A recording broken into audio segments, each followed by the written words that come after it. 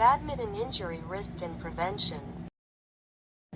Most frequent types of injuries in badminton. The risk of injury in badminton is frequently regarded as low, because of the absence of physical contact with the opponent.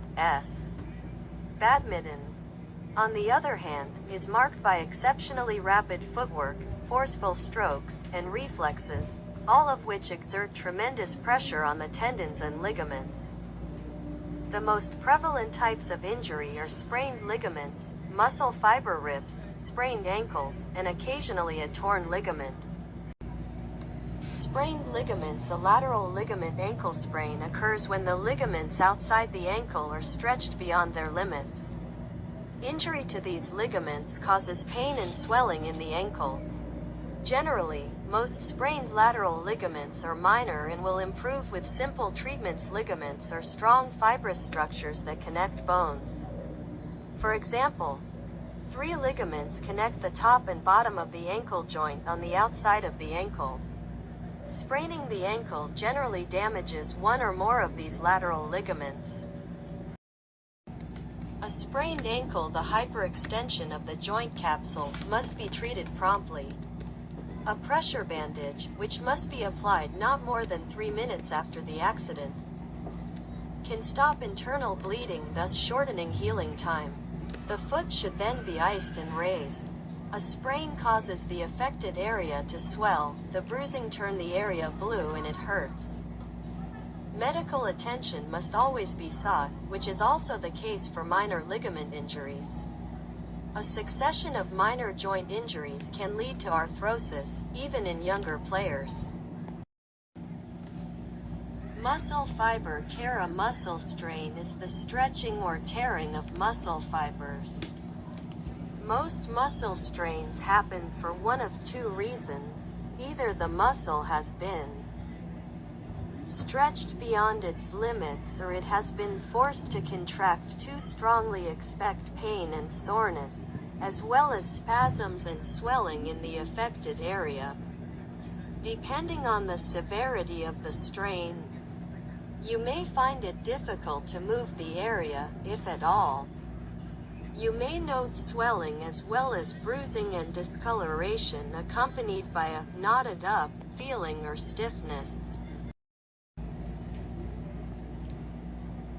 Recovery time for torn muscles varies depending on the muscle involved and the severity of the strain. Some patients recover from mild muscle strains in a matter of days to weeks, while more severe tears take months to heal fully. Muscle strains, which include so-called muscle tears, or pulled muscles, occur when a muscle stretches, tears, or rips, pulling the muscle fibers beyond their limits, sometimes tearing them apart. These injuries most often occur while the impacted muscle is engaged, such as during work, exercise, or athletic activities. Muscle strains and tears are more likely in muscles that are weak, overexerted, lacking in flexibility, or not properly stretched and warmed up prior to physical activity. In most cases, strained muscles will recover with time and proper care. Over-the-counter medications can help control discomfort and minimize swelling. Johns Hopkins Medicine offers recommendations for treating mild to moderate muscle strains, including cold and heat therapy, as well as muscle and joint stretches. Those with muscle injuries that do not require surgical treatment are generally able to recover and resume normal activities within 2 to 8 weeks.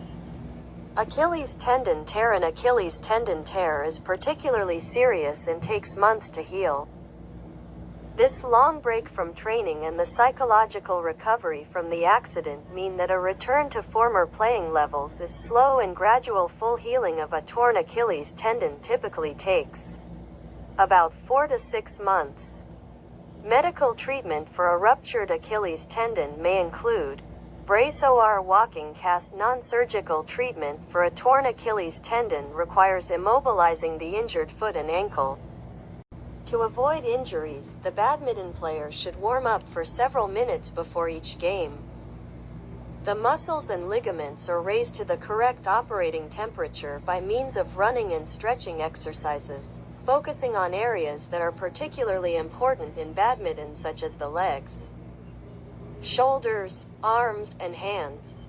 Gymnastic bands are very suitable for stretching exercises, as they allow specific muscle groups to be targeted. Latex bands are marketed as TheraBand or DoozerBand. Badminton injury risk prevention. Having a warm-up for several minutes before each game will help you avoid having injuries.